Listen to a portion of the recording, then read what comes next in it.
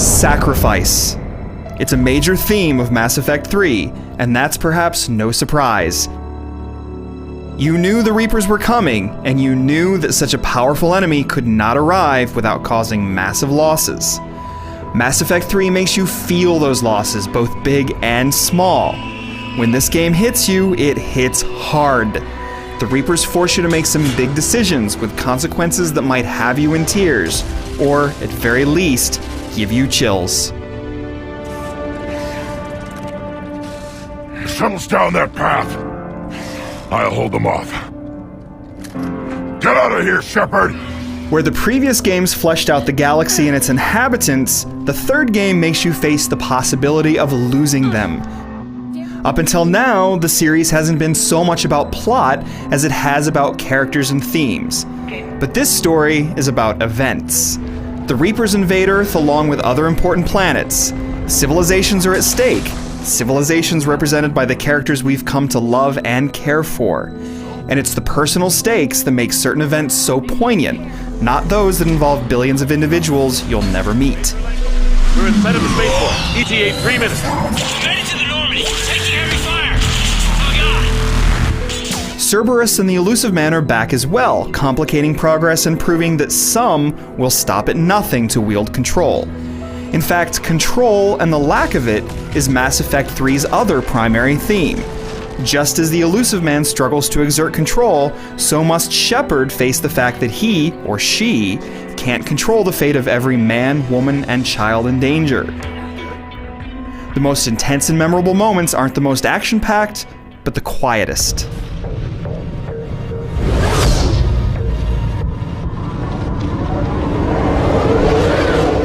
But the action is still intense of its own accord. The third-person shooting is much the same as in Mass Effect 2, with the addition of a few new mechanics like charged-up melee attacks. The AI is as dumb as ever, teammates standing on crates like idiots and foes tumbling against walls. But the shooting is more enjoyable due to the much improved level design. It's not just move forward, then take cover, then shoot, then repeat. Combat areas are more expansive and encourage you to stay on the move. And you'll be glad for that when some of the new, more aggressive enemies come charging at you.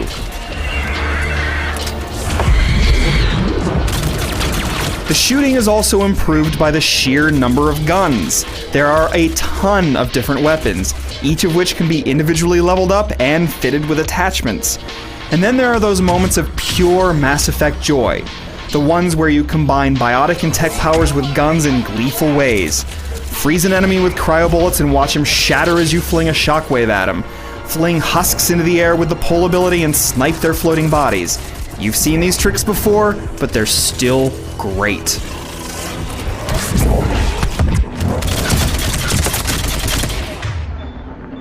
Mass Effect 3 offers lots of action, but it also takes plenty of time to breathe.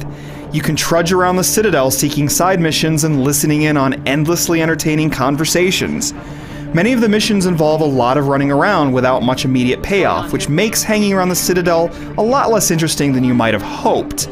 But the famed space station is at least dripping with atmosphere. So is the entire game for that matter. The diversity of the galaxy's races are mirrored in the diverse surroundings, which have evocative color palettes and textural touches. I've been told it can't be built without counsel. Mass Effect 3's most obvious flaws are in the small details, but they stand out as atypical for such a refined series. The frame rate isn't as stable as it should be. Weird camera angles and jitters disrupt a few cutscenes, and a scripting bug might cause a mission to glitch and force you to restart. But the ambition on display is admirable and undeniable. It's incredible how past decisions are implemented in Mass Effect 3 in both subtle and obvious ways. We have to leave the Sol system. Former relationships are acknowledged, deceased friends are mourned, and entire quests take different turns.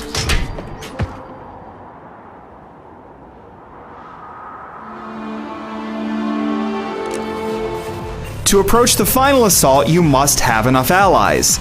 You can gain technology and minor allies by poking around the galaxy and avoiding Reapers, though this isn't much fun.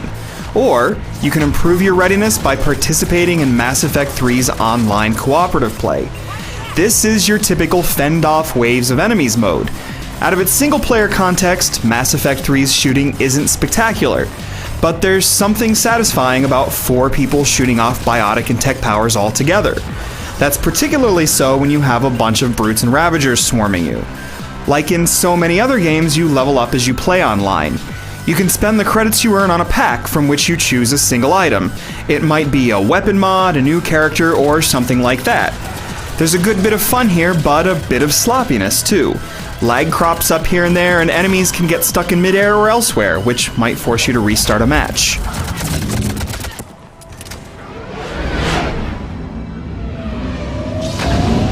You could level certain criticisms at Mass Effect 3, but the flaws aren't too consequential in a game that does so much with so much elegance. Mass Effect 3 engages your mind, tests your skills, and moves your heart. And when you reflect on the decisions you made, you might feel just like Shepard would. You will mourn the losses, regret the defeats, celebrate the triumphs, and relive the memories. This was an adventure worth having, and a galaxy worth fighting for.